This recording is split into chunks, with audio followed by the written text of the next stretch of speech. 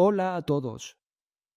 Hace relativamente poco, o quizás hace mucho, publiqué un vídeo donde mostraba cómo se puede aumentar la corriente de salida de prácticamente cualquier fuente de alimentación conmutada. El enlace al vídeo está en la descripción. Recomiendo mucho verlo. Es un vídeo interesante. Pues bien, en ese vídeo modificamos una fuente de alimentación de 12 voltios a 10 amperios. Reducimos el voltaje a 5 voltios y aumentamos la corriente a 20 amperios. Es evidente que no aumentamos la potencia de la fuente de alimentación.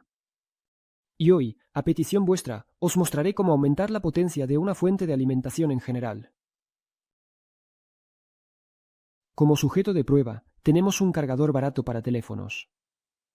En él mostraré el principio de modificación, y vosotros podéis usar este mismo principio para modificar otras fuentes de alimentación. El fabricante chino afirma que nuestra fuente de alimentación es de 5 voltios y proporciona una corriente de hasta 1 amperio en la salida. Bueno, vamos a comprobarlo. Como medidor, tenemos un tester USB de alta precisión, y como carga, utilizaremos un resistor variable de alambre o reóstato. Conectamos el tester al cargador y vemos que el voltaje realmente está dentro del rango. 5 voltios. Bueno, ha llegado el momento de cargar esta maravilla. Aquí vemos claramente que con una corriente de salida superior a 800 mA, la salida. El voltaje cae por debajo de 5 voltios y con una corriente de 850 mA. La caída es muy pronunciada. Este es el límite. Si se carga más, se activará la protección. A partir de esto, se puede decir que los parámetros declarados por el fabricante están sobreestimados. Pero incluso con una corriente de 800 mA, este bloque no durará mucho. Para él, las salidas más o menos seguras son corrientes de 400 a 500 mA. Para teléfonos básicos esto será suficiente, pero no para smartphones. Al final, utilizando los datos obtenidos, se puede decir que la potencia del bloque de alimentación está en torno a 4 vatios. Recordemos este número y desarmemos el bloque.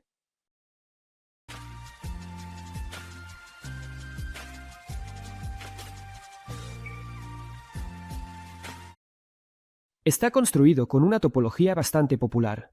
Es una fuente de alimentación, de impulso autogeneradora con protección contra sobrecorriente y estabilización de la tensión de salida. El bloque está construido con solo un transistor. Por lo general, es un transistor bipolar de alta tensión de la línea MGE. En nuestro caso, se utiliza el MGE13003. Esto es bastante bueno. A veces, se utilizan transistores de mucha menor potencia. En el esquema hay otro transistor. En él se basa el sistema de protección. Pero hablaremos de eso más adelante. La retroalimentación o estabilización de la tensión se basa en un optoacoplador y un diodo Zener común.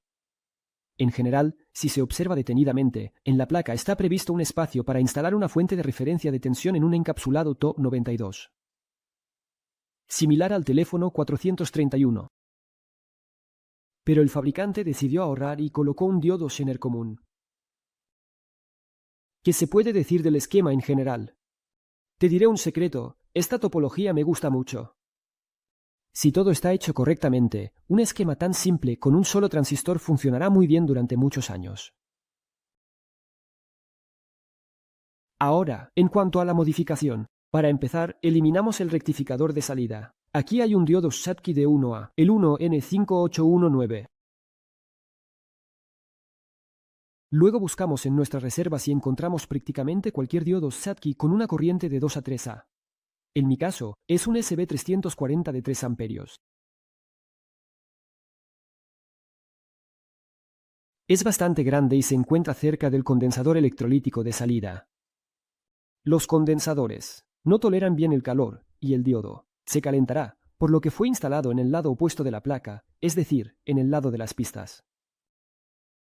En cuanto a las pistas, por precaución, quité la máscara de soldadura de la línea positiva y reforcé la pista con soldadura. Luego, desoldamos el de entrada y el de salida, condensador. Ambos son electrolíticos. En la salida hay uno de 10 voltios y 470 microfaradios. En la entrada, uno de alto voltaje de 400 voltios y 1 microfaradio. Es recomendable usar un condensador de salida low ESR, es decir, con baja resistencia interna. Puedes extraer estos condensadores de las fuentes de alimentación de ordenadores. Encontré un condensador de 1000F. En principio, 470F sería suficiente, pero encontré uno que luego quitaré, ya que impide la instalación de la placa en su carcasa original. El segundo condensador ha sido reemplazado por uno igual, solo que con capacidad en F. Idealmente, sería recomendable usar uno de 10 microfaradios, pero hay poco espacio en la carcasa, por eso esta solución. Es imprescindible comprobar los condensadores, para asegurarse de que funcionan correctamente, verificar fugas, pérdida de capacidad nominal y resistencia interna. A continuación, comienza lo más interesante. Desoldamos el transformador de impulsos, quitamos la cinta adhesiva y lo dejamos caer. Lo sumergimos en agua hirviendo durante 1 minuto para que el pegamento se debilite, y luego separamos cuidadosamente las mitades del núcleo. En realidad, a simple vista, este transformador tiene una potencia nominal de alrededor de 5 vatios, y en un mundo ideal, el núcleo debería ser reemplazado. Esto lo subrayo especialmente para que las personas muy listas no hagan comentarios al respecto. Después de esto, quitamos la capa de cinta adhesiva y debajo encontramos una bobina delgada. Esta es nuestra bobina base. Está enrollada con alambre y consta de 13 vueltas. Por cierto, la bobina secundaria del transformador también contiene 13 vueltas. Quitamos esta bobina con cuidado. Después de nuestra modificación, será necesario volver a enrollarla, pero la longitud del alambre ya no será suficiente, por lo que el alambre de esta bobina ya no nos servirá. Al quitar otra capa de cinta adhesiva, nos encontramos con la bobina secundaria o de potencia. La eliminamos por completo. Como mencioné antes, esta bobina consta de 13 vueltas, enrollada con alambre De ahí el insignificante corriente de salida. Tomé un alambre de lo doblé por la mitad y lo enrollé en el marco. 13 vueltas. Era una bobina de Ahora son 2. Y hay suficiente espacio en el marco. Por cierto, casi se me olvida mencionar. Todas las bobinas se enrollan exactamente en el mismo orden y dirección que en el caso del enrollado de fábrica, para no confundir el inicio y el final de las bobinas. Es decir, hagan un par de fotos antes del proceso de desenrollado para no confundir nada. No se podrá colocar la bobina en una sola fila, es comprensible. Al finalizar el enrollado, colocamos el aislamiento. En mi caso, el aislamiento es cinta adhesiva de Kapton resistente al calor. Luego enrollamos la bobina base, exactamente como estaba enrollada originalmente, y nuevamente colocamos el aislamiento. Todo está listo, solo queda montar el transformador. Antes de montarlo, es necesario limpiar cuidadosamente el marco y las mitades del núcleo del pegamento viejo. Montamos el transformador. Las mitades se pueden sujetar con cinta adhesiva o poner una bota de superglue, pero esto debe hacerse solo después de asegurarnos de que todo funciona correctamente. Colocamos el transformador en su lugar, y, probablemente, pensaste que eso era todo. Pues no, todavía tenemos que engañar al sistema de protección. Afortunadamente, engañar a la protección en un esquema tan simple es cuestión de segundos. En resumen, seguimos el circuito del emisor de nuestro transistor principal. El emisor está conectado al negativo de entrada a través de una resistencia. Es una resistencia de baja impedancia con una resistencia de unos pocos ohmios.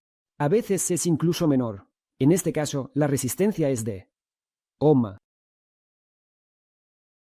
Esta resistencia actúa como un sensor de corriente y al mismo tiempo limita la corriente a través del transistor. La protección funciona de manera sencilla. Cuanto más potente es la carga de salida, mayor es la caída de tensión en esta resistencia.